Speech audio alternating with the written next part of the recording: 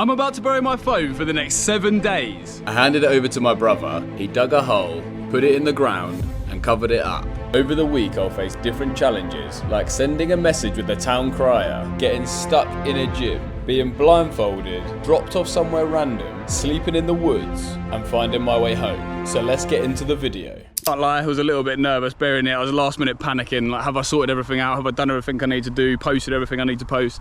Because I'm used to editing videos on my phone, doing everything on my phone. I've been traveling for the last 7 months, doing everything on my phone. So it feels weird not having that available to use. I'm doing this to help remove my attachment to my phone. I've been so obsessed with it. My screen time has been insane for the last month. Some of the time it's been like 10 hours a day on my screen, so on my phone. So yeah, it'll be nice to completely remove that attachment and yeah, see what happens for the week. There's lots of crazy things happening, so yeah, let's see what happens. Day 2 of burying my phone, and I've just arrived at my friend's house. I'm announcing my return from traveling after 7 months with my friend, surprising him by hiring a town crier. Let's see how this goes. A little bit random, but I think it should be funny. As I haven't got my phone, I thought, what's a creative way to message someone or tell someone that you're home? I can't send a simple text message, I can't call him, so I thought, what's a creative way to tell him I'm back? And this is what we've come up with. Let's see how it goes.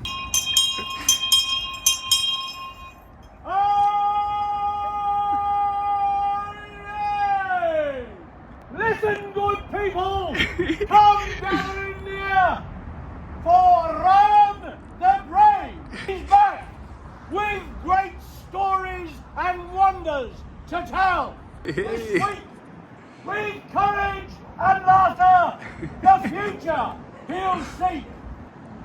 But note, kind folk, no text did he send, no blinking blue bubble, no ping to a friend. Instead, he chose me, your loud crier of town, to bellow his message and not let you down. And rather like a dog with a bone, Ryan has now buried his phone. Yay! So use screens with good sense. Don't build up a fence. Step forth in the sunlight. Let fellowship reign. Adventure is calling. Hands off once again. God preserve Ryan and God save the King. Yay! Come on, round of applause. Well done. So good. Thank you very much. That's awesome. Fair play. There you go. I was so confused. Yeah. I was like, wait, is that? I see you look out the window. It took a little while, like bellowing. I was looking out of this window because that's the office. And Yeah. I was like, wait, there's no, I don't Yeah. fucking see what's Hello, going mate. on. Hello, mate. Oh my God. Hello. Been a little while, hasn't it? Been a while, Yeah. mate, yeah. Been a while. Crazy, yeah. Been a while. Right, that's done for now. So yeah, see you later. I'm a little bit nervous for this, but facing a fear today, talking on camera, somewhere familiar at the gym, and let's see if we can get into the gym without a QR code. So it's day 2, day 3, burying my phone. I was literally over it. Happy days. No problems. I'm noticing the impulse after every set to pick my phone up. Normally I have a tracker on my phone. I'll mark out every set that I've done, finish that. Also, I've normally got headphones in, so can't actually hear anything, just isolated, but obviously haven't got that now, so completely feel like I'm actually here. Gyms have become this very like anti-social place. My mum said this, she used to come to the gym, no one had headphones in and people used to talk to each other. Whereas now, all headphones in, blocking out the world, so maybe we should bring that back. This is your sign to push yourself into discomfort. Right now, I'm at the gym, uncomfortable talking on camera, but I'm doing it anyway. And I create scenarios in my head thinking people are judging me, but in reality, that's just me judging the world and people, creating versions, assuming they're gonna judge me, when in reality, it's all in my own head. Right now, I place a lot of value on what people think of me, but in reality, none of it matters. I get to choose how much that matters. And the reason it's so uncomfortable is because I place high value on it, but I can change that. It doesn't have to bother me, it doesn't have to affect me. Pretty sure the gate is actually locked on the way out. So let's see. I'm actually doing a challenge, but I haven't got a phone, so I'm going to see their reaction if they can let me out. Oh, okay. Yeah, appreciate that. That is so good. Is it a video? Yeah, I've buried my phone for the week. Oh, really? Yeah. How are you finding it? Yeah, it's good. It's day 3 at the minute. I mean, this isn't what I was expecting, but this does go to show how much we hide behind phones. Like, literally can't get out. Here a lady comes. Hello. Yeah. I've not got a phone, so I can't get out. Oh, it was open on the way in, yeah. Thank you.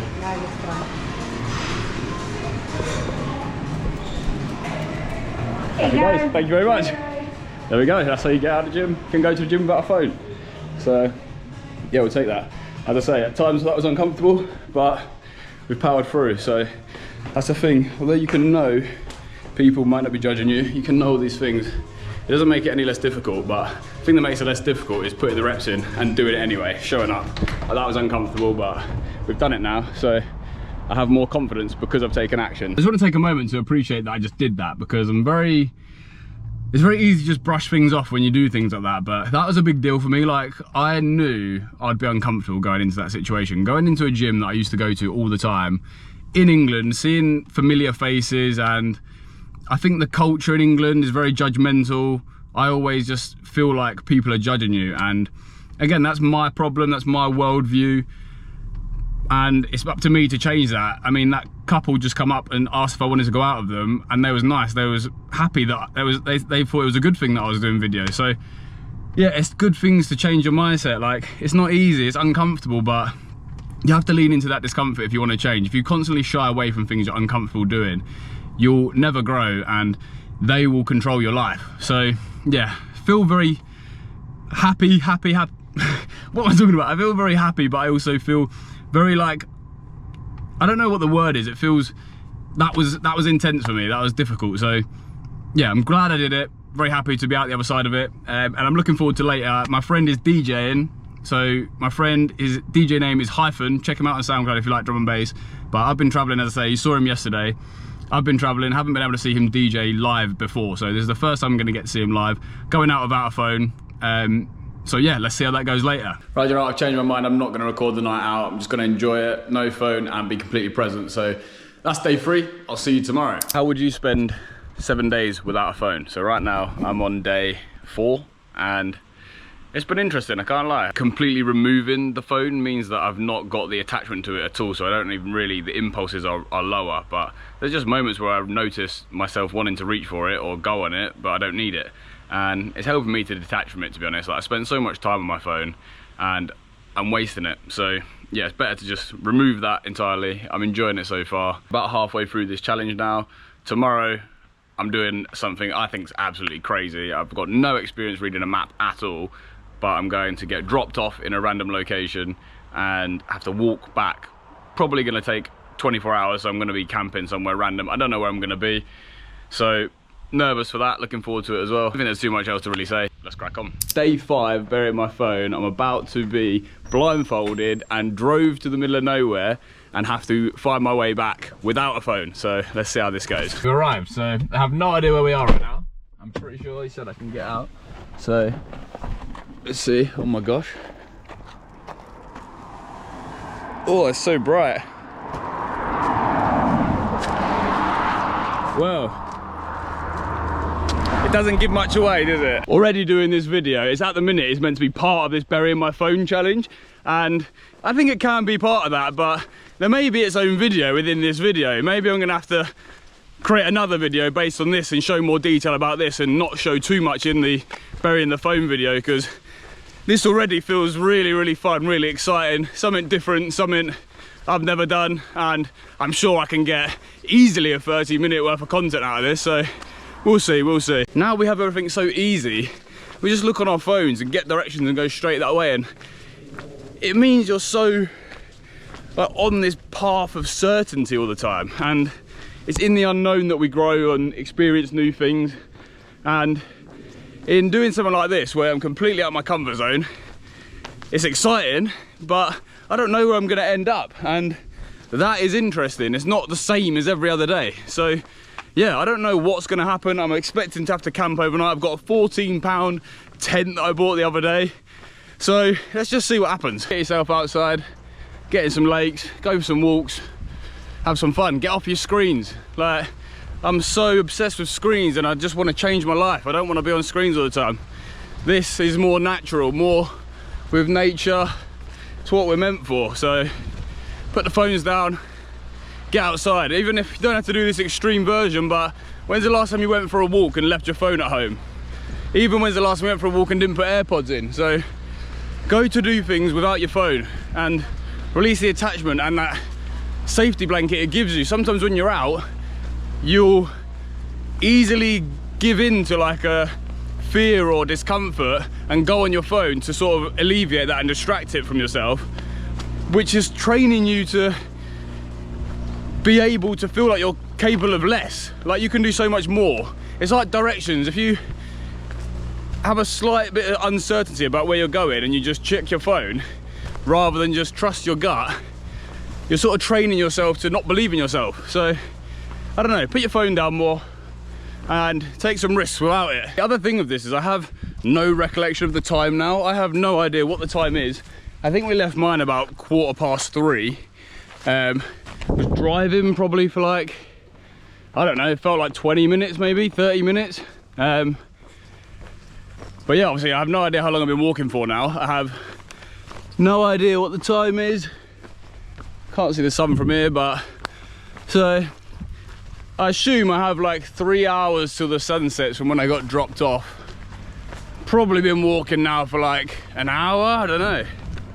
Have no recollection of time at all. So yeah, very confusing, but I'm sure we'll make it to the spot in time before sun goes down. There's not loads of discreet places for me to hide right now. So yeah, don't know. Hopefully I can find somewhere that's a little bit more tucked out the way. Right, we are in. This is 100% going to be one of the least comfy nights I've had. I can feel loads of sticks underneath the tent, which I've tried to move some, but all I've got here is a yoga mat and a blow up pillow and a sleeping bag. So will be a little bit rough, but we're not here for comfort, are we? We're here for the challenge and the experience. So this is my view out of the thing.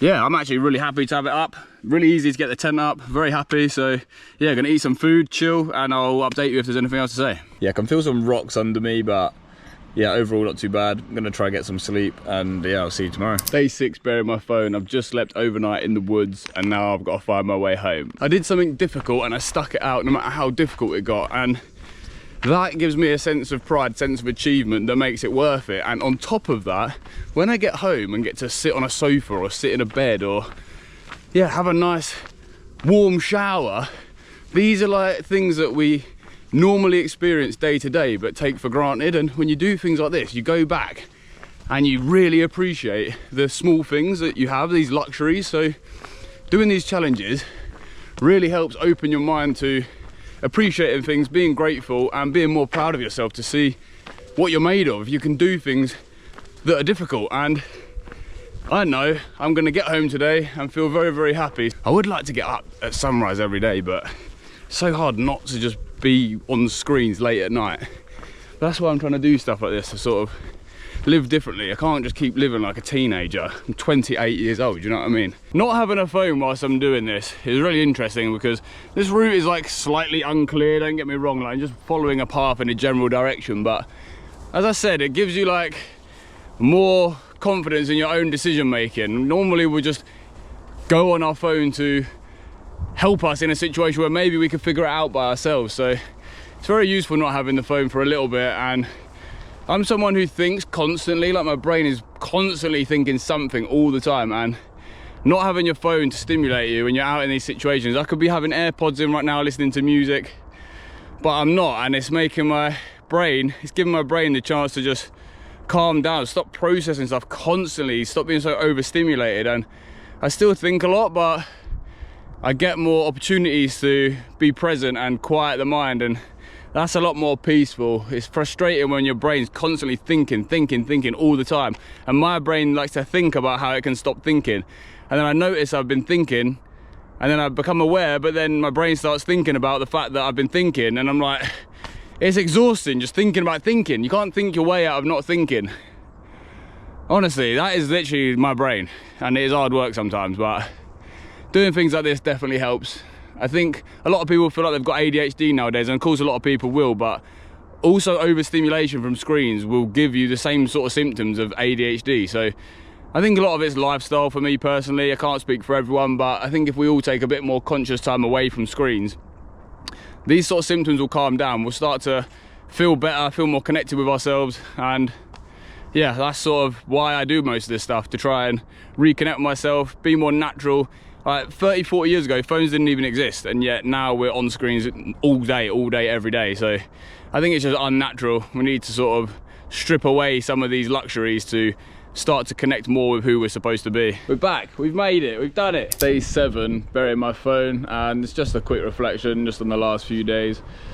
What a mental challenge that was, honestly, yesterday. I just saw this sunset, and honestly, I was gonna not really post anything for day 7. I wanted to test the theory about if you can get a delivery driver to take you home for food.